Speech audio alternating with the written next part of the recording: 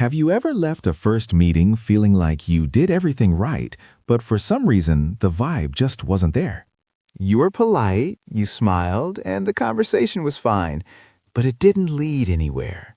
It's a frustrating feeling, but it's usually not about your looks or even your confidence level.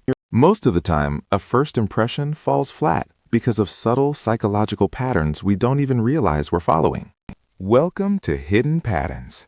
Today, we're looking at the 7 invisible psychological barriers that are standing between you and a perfect first impression. The first barrier is what I call the vulnerability wall. We often think that to make a good impression, we need to be polished and perfect. But psychology shows that without a certain level of openness, people find it incredibly hard to connect with you emotionally. If you keep your thoughts, feelings, and even small personal details guarded, the conversation stays at a surface level. Think about it. If someone asks how your week was and you just say, "Fine," you've closed a door. Real friendships only start to form when you're willing to let that guard down just a little bit. Next up is the analysis trap. Have you ever been in the middle of a conversation and your brain starts replaying what you said 2 minutes ago? You're wondering, did I sound weird? Did they just judge me? This overthinking creates a massive amount of internal anxiety. Not only does it make the interaction feel stressful for you, but it actually makes you appear less present to the other person. When you're stuck in your head, you aren't really there with them, and they can feel that disconnect. The third barrier is passive social behavior. A lot of us fall into the trap of waiting for the other person to make the first move. We expect them to initiate the next topic, ask the next question, or suggest a follow-up. But here's the thing. First impressions require mutual effort. When both people are sitting back waiting for the other to lead, the connection just fades away before it even gets a chance to begin. Then we have the safety shield, which is driven by a deep fear of rejection. To protect ourselves from being turned down or disliked, we play it safe. We don't reach out, we don't express genuine interest, and we don't engage deeply. While this avoidance successfully protects you from the sting of rejection, it also completely blocks any chance of a real connection.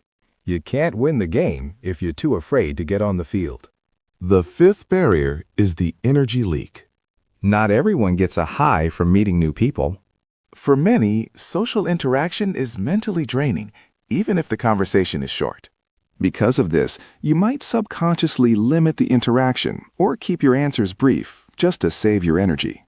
The problem is that over time, this lack of consistency makes it impossible to build the foundation needed for a lasting relationship. To the other person, your energy-saving mode just looks like a lack of interest in them. The sixth barrier is the comparison filter. This happens when you're so busy comparing yourself to the person in front of you that you lose your authenticity.